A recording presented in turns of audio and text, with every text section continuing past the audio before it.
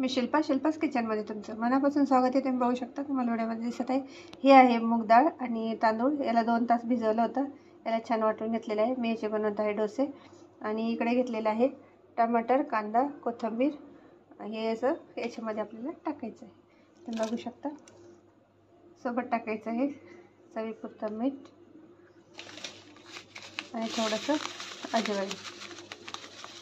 अजवाईन ऑप्शनल आहे, तुम्हाला आवडलं तर टाका, नाही टाकलं तरी चालतं। त्याला छान असं आपल्याला कालून घ्यायचं आहे। तुम्ही बघू शकता, याला आपल्याला छान मिक्स करायचं आहे। अशा पद्धतीने तुम्ही डोसे करून बघा, खूप छान आणि खूप टेस्टी लागतात। एकदम छान असं मॉर्निंग ब्रेकफास्टला हे एकदम उत्तम पर्याय आहे। तर छान याच्यामध्ये मुगाची डाळ छान भिजू घातली होती, तांदूळ पण याला छान मिक्सरमध्ये फिरून घेतलेलं आहे। कांदा, कोथिंबीर आणि टमाटर टाकलेलं आहे, सोबत टाकलेलं आहे अजवाईन आणि मीठ।